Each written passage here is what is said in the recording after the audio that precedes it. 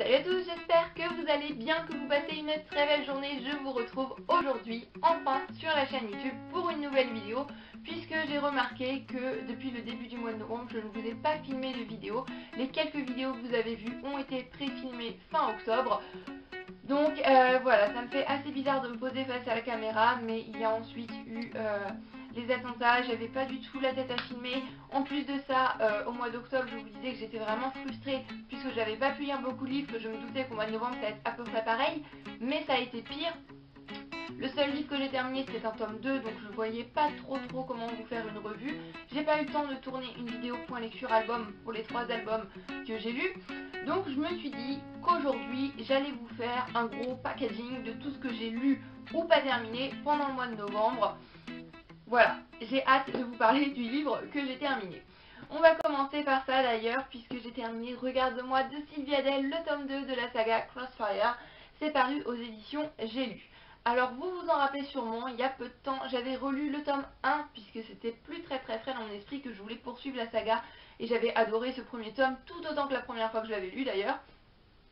Pour vous résumer assez rapidement l'histoire, on va suivre le personnage d'Eva Trammell qui a eu une vie assez compliquée, qui a eu vécu des choses assez lourdes.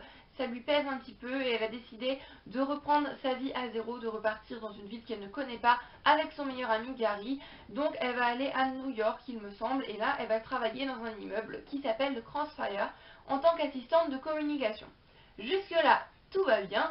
Jusqu'au jour où en entrant dans cet immeuble, elle va tomber sur Gideon Cross, un homme qu'elle va surnommer Noir Danger, puisqu'il représente voilà, un côté de sa vie sur lequel elle ne veut peut-être pas forcément retourner, mais elle va pas avoir le choix puisqu'il va tout de suite y avoir entre ces deux personnages une attirance charnelle, une attirance puissante, vraiment quelque chose de physique très fort, limite de chimique, ils ne peuvent plus se passer l'un de l'autre et c'est vraiment super puissant.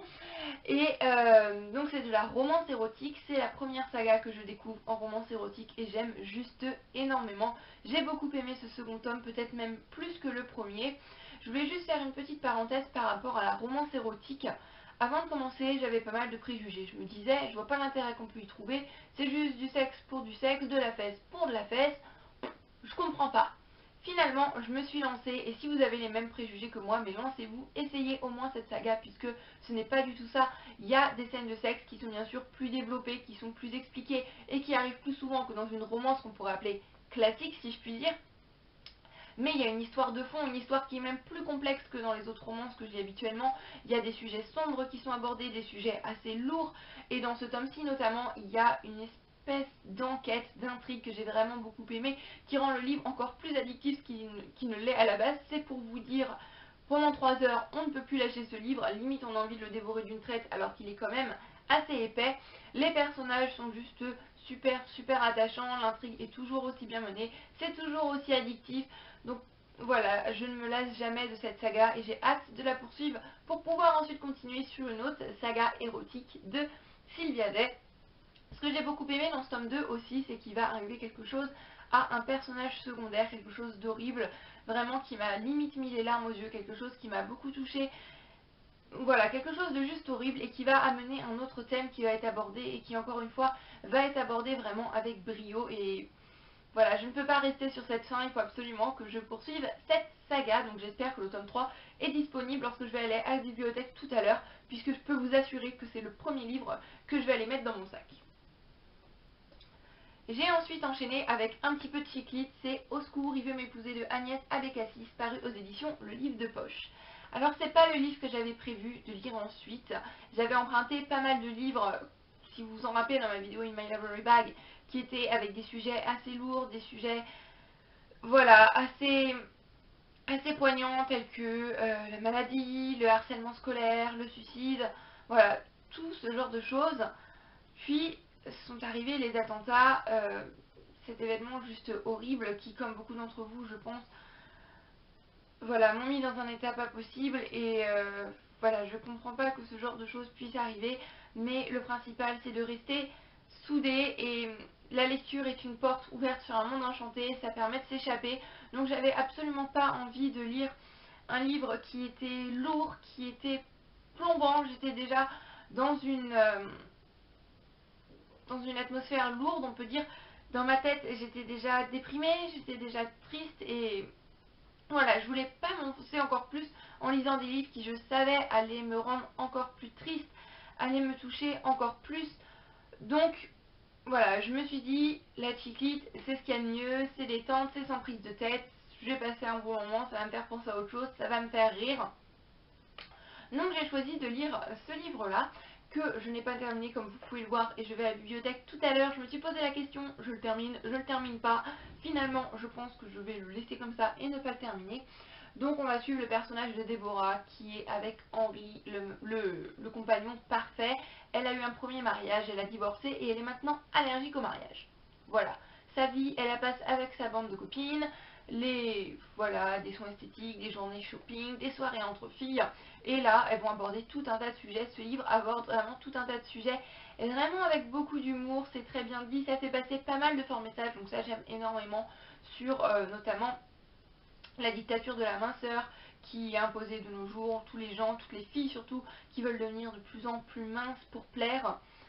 Alors qu'en soi, comme le dit l'auteur, c'est peut-être un petit peu ridicule.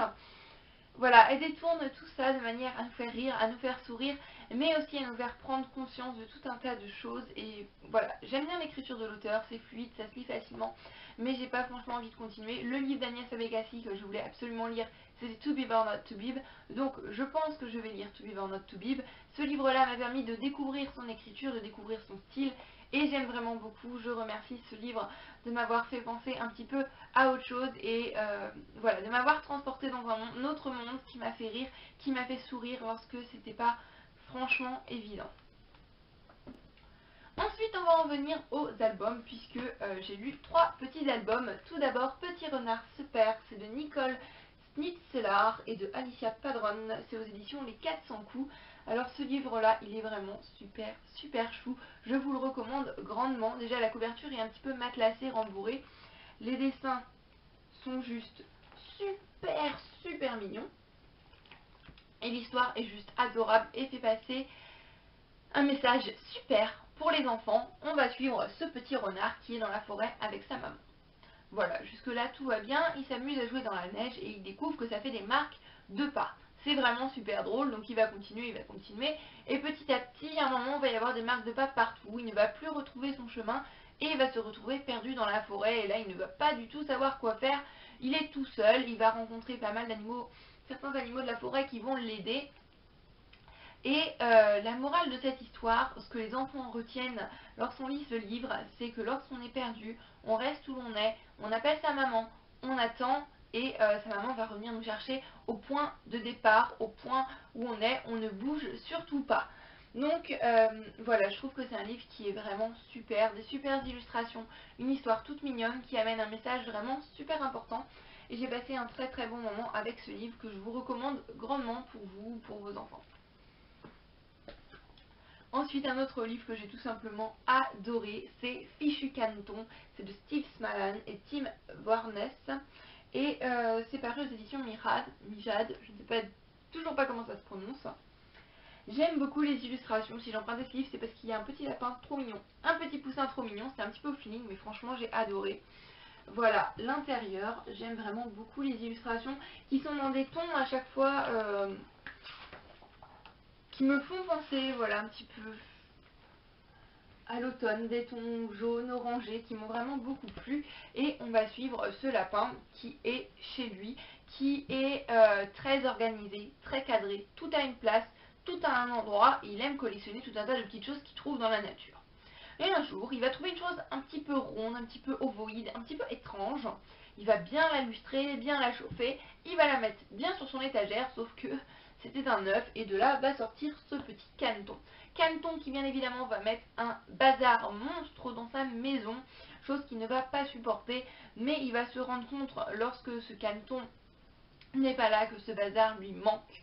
Donc un livre qui rappelle que les enfants, ça fait des bêtises, les enfants, ça faillit, c'est comme ça, ils s'amusent, c'est dans leur nature, on gronde, on n'est pas content, on est vexé lorsqu'ils cassent quelque chose, lorsqu'ils mettent du bazar, lorsqu'ils salissent la maison, mais finalement, sans ce bazar, on est perdu, puisqu'on aime ce bazar, on aime leur vitalité, on aime nos enfants, Et voilà, malgré le fait qu'on les gronde, on les aime quand même et ça ne nous dérange finalement pas qu'ils font autant de bazar. Donc voilà, pardon, un livre avec une très belle morale, de très belles illustrations, une très belle découverte que je vous recommande grandement. Et pour finir, le troisième album que j'ai lu, c'est Le Grand Voyage de Mademoiselle Prudence de Charlotte Gasteau, séparé aux albums du Père Castor. Alors ce livre-là est vraiment assez particulier. On va suivre cette petite fille Prudence qui doit partir en vacances. Donc sa mère la presse, allez, dépêche-toi, dépêche-toi, on va être en retard, tout un tas de choses. Et elle va donc partir dans un monde complètement imaginaire. Elle va voilà, dans son monde, dans sa tête, elle va s'imaginer tout un tas de choses. Et la particularité de ce livre, c'est qu'il n'y a pas de texte. C'est un livre qui n'est qu'avec des images, des caches, des calques. Voilà, c'est un livre que je trouve juste magnifique. Pour vous montrer un exemple, ici vous avez une fenêtre transparente. Voilà, c'est un livre que je trouve juste magnifique, les illustrations sont superbes, c'est super bien fait. Même si j'ai pas franchement compris toute la chronologie de l'histoire, on prend plaisir juste pour le regard, juste pour les illustrations. Après, j'ai un petit bémol à dire, moi je l'ai trouvé très bien fait, je l'ai trouvé très beau et j'aime beaucoup ce livre.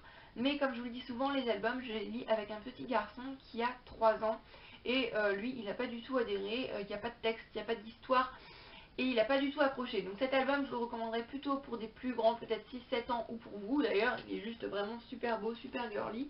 Tout ce qui l'a intéressé, lui, c'était de mettre sa tête à travers les petits calques et de dire « Salut, c'est la fenêtre ». Donc voilà, pourquoi pas, il est passé complètement à côté, mais bon, c'est un magnifique livre que je vous recommande tout de même. Donc voilà, j'en ai terminé pour cette petite vidéo bilan du mois de novembre qui était assez catastrophique, je dois l'avouer. Mais bon, j'espère que le mois de décembre sera mieux sous tous les points. J'espère que ça passera de très belles fêtes de fin d'année. J'ai pas vraiment fait de vidéo lorsque les attentats sont arrivés. Je voudrais juste faire une petite parenthèse ici, puisque voilà, j'arrivais pas à me poser devant ma caméra et à filmer.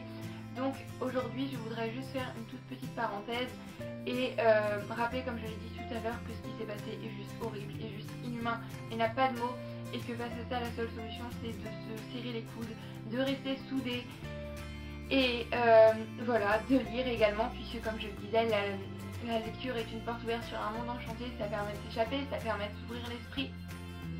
Et voilà, le principal c'est de rester soudés. J'espère de tout mon cœur que vous allez bien, que tout va bien pour vous.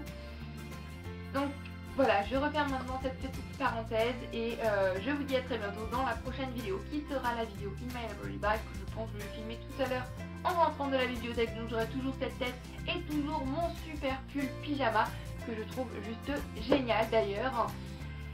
Donc voilà, je vais arrêter de blablater et je vous dis pour moi à tout à l'heure dans la prochaine vidéo, et pour vous à bientôt dans une prochaine vidéo qui sera une vidéo Library Bag. Prenez grand soin de vous, plein de bisous, à très bientôt, bye bye.